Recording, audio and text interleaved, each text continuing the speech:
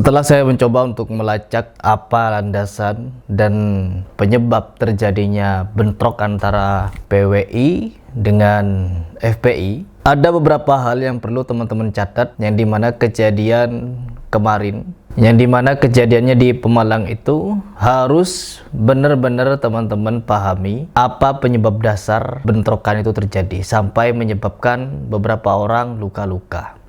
Dan kabarnya yang luka-luka adalah anggota dari PWI, karena menurut kesaksian dari anggotanya, orang-orang FPI ini menggunakan batu, senjata tajam dan lain sebagainya. Entah itu benar atau tidak, namun pada kenyataannya kita bisa saksikan sendiri. Itu poin pertama yang ingin saya sampaikan kepada teman-teman sekalian. Terus yang kedua, melacak kronologi kenapa bentrokan ini bisa terjadi, ada beberapa indikasi. Karena memang dari anggota PWI sendiri mengakui telah melakukan gesekan dengan FPI. Entah itu pengakuan secara langsung ataupun tidak. Namun kalau kita melihat dari jejak digital Habib Rizik Syihab, memang pemicu utama terjadinya gesekan, bentrokan sampai menyebabkan hal berdarah seperti ini adalah orasi dari Habib Rizik Syihab yang mengatakan seperti ini. Begitu berdasarkan pertemuan ini, saudara, saya mau sampaikan ini kepada monyet yang sudah mendirikan ormas monyet dengan laskar monyet yang didukung oleh sejumlah jenderal-jenderal monyet, saudara. Ada oknum-oknum jenderal-jenderal monyet yang mendukung ormas monyet ini, saudara. Saya mau sampaikan kepada mereka, saudara, capek kita. Kalian setiap hari menghina, memfitnah, capek. Kita perang aja deh. Saya siap untuk kobarkan perang melawan mereka dengan backingnya, saudara. Takbir! Umat Islam semua saya tanya, siap perang lawan gerombolan monyet? Kurang ajar, selama ini mereka caci maki habaib, mereka fitnah Habib Utsman bin Yahya Mufti Betawi. Mereka hina Habib Ali bin Abdurrahman Habsyi, pendiri Islamic Center Indonesia Kuitang, saudara. Bahkan mereka hina imam, yaitu Ahmad bin Isa Al-Muhajir. Mereka hina Imam Ubaidillah. Mereka hina Imam Al-Haddad, saudara. Sampai kapan akan kita biarkan? Dan ini sudah dilaporkan ke Mabes Polri, tapi Kapolri tidak memproses. Begitu saya sampaikan, ini enggak boleh dibiarkan. Selesai Ramadan ini, kita akan konsolidasi, saudara. Kalau negara tidak bisa menyelesaikan urusan ini, saya akan beri komando kepada umat Islam. Ayo kita selesaikan dengan cara kita. Takbir! Siap berjihad, siap habisi gerombolan monyet PKI. Takbir! Nah, pada orasi itu jelas Habib Rizik Syihab menekankan, memberikan penekanan bahwa kita tidak bisa terus-terusan berdebat dalam perkara seperti ini. Kita harus menyelesaikannya. Menyelesaikan dengan cara apa? Yaitu perang, ya. Habis-habisan katanya, menumpahkan darah dan lain sebagainya. Entah kenapa ketika kita menyaksikan hal seperti ini, justru yang ada di pikiran kita, kenapa ketika ada persoalan mengenai hal-hal seperti ini, mereka lebih berorasi untuk menumpahkan darah. Ya mungkin sudah capek, ya dicapek terus-terusan diserang dan lain sebagainya, akhirnya mengucapkan kalimat yang kurang enak ini.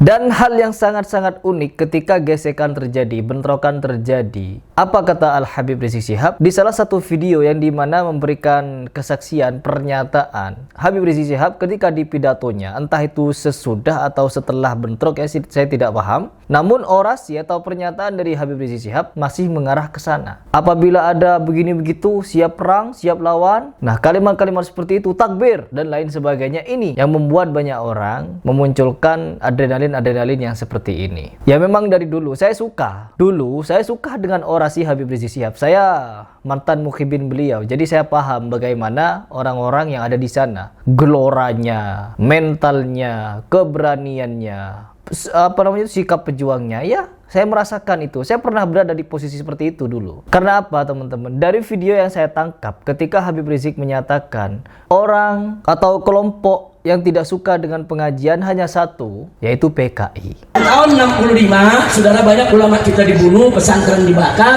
Saudara, siapa yang melakukan? PKI.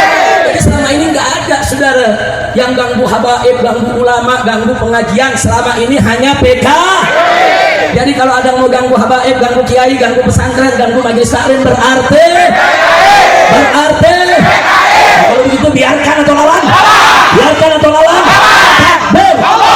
Ya, hanya orang-orang PKI yang tidak suka dengan pengajian-pengajian para habaib. pengajian begini, pengajian begitu dan lain sebagainya. Hanya PKI. Jadi di situ memang dari awal yang diusung narasinya itu adalah tentang PKI. Ya tidak apa-apa, ya saling menuduh juga tidak apa-apa karena memang orang-orang atau netizen pun juga tahu ada salah satu habaib yang dimana ya Habib Fulan atau Habib apa gitu ya juga dicurigai sebagai anti PKI juga. Coba kita baca salah satu komentar di postingan yang dimana Habib Rizik Syihab itu berpidato.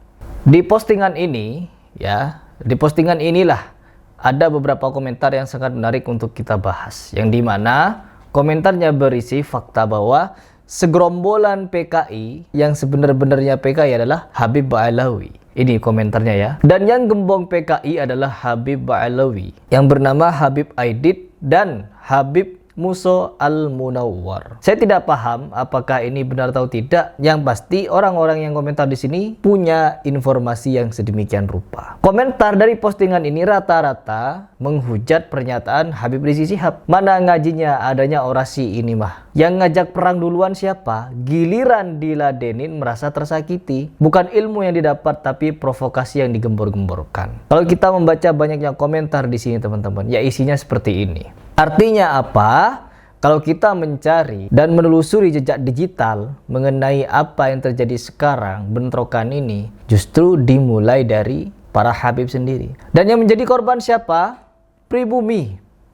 Orang-orang Indonesia, sesama Indonesianya, sesama Nusantaranya. Yang satunya Mukibin Habib, yang dimana telah banyak didoktrin oleh para Habib-Habib dengan doktrin-doktrin yang sedemikian rupa, doktrin yang sedemikian bobrok. Apa doktrin-doktrinnya? Satu, kalau kalian mati nanti, ditanya sama Munkar Nakir, tinggal jawab Habib Fulan bin Fulan.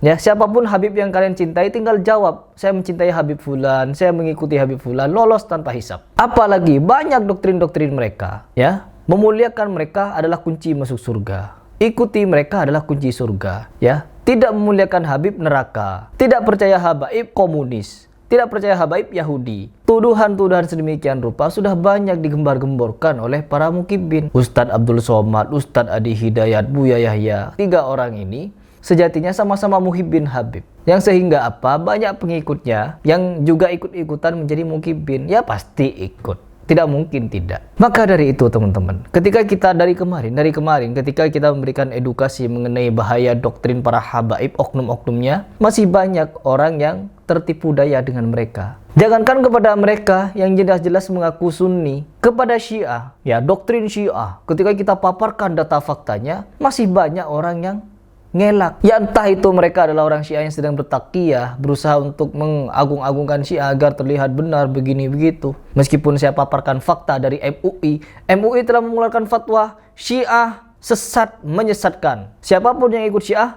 diharapkan keluar, rujuk ilal haq, kata MUI. Tapi apa hasilnya teman-teman? Makin banyak orang ikut Syiah. Sama. Meskipun kita dengan sekuat tenaga mengedukasi umat begini begitu, mereka juga sekuat tenaga untuk mempertahankan tahtanya, kedudukannya, doktrinnya, pamornya. Perhatikan. Saya di sini Heri Pras berbicara atas landasan apa? Atas landasan prihatin terhadap anak bangsa yang didoktrin sedemikian rupa oleh oknum-oknum Habib. Saya juga mantan pengikut Habib. Jadi saya paham perasaan kalian di posisi ini. Belum bisa meninggalkan mereka. Sama. 7 tahun saya tidak bisa meninggalkan Habib. Saya hampir penggal-penggalan leher ketika tahun 2019 membela fatwa atau ijtima ulama untuk memenangkan Prabowo. Hampir gorok-gorokan leher teman-teman. Paham saya di posisi kalian itu sebagai muhibbin sekarang. Jadi saya hanya ingin mengajak dan ingin menyadarkan kalian ya dari dongeng-dongeng, doktrin-doktrin yang sejatinya itu menjauhkan kalian dari kebenaran. Keluarga Nabi, Ahlul Bait Nabi, apa ini? Sudah seperti Syiah yang mengagung-agungkan Ahlul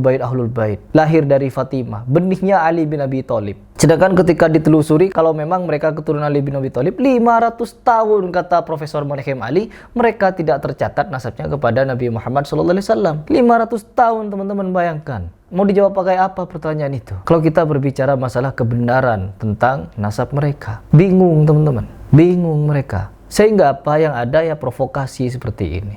Ya, semoga kita mendapatkan pencerahan. Ya, saya tidak ingin mengajak kalian, ayo ajaran yang benar adalah Salafi. Kita semua salafi. Yang mengikuti sahabat Nabi adalah salafi. Cuman, kalau kita mau berbicara masalah siapa yang benar-benar menjaga kemurnian Islam, kita semua berusaha untuk menjaga kemurnian Islam agar tidak terkontaminasi. Tapi Syiah beserta sufi-sufi ekstrim, mereka ridho dengan agama ini apabila terkontaminasi dengan serangkaian inovasi, improvisasi, dan kreasi-kreasi baru dalam beragama, ibadah-ibadah baru. Ya, mau apa lagi teman-teman? Tinggal kita sekuat tenaga untuk mendakwahkan yang hak, melawan yang batil. Itu saja dari saya. Apabila di video yang keliru dan menyinggung, itu mulai dari kesalahan dan kehilafan saya.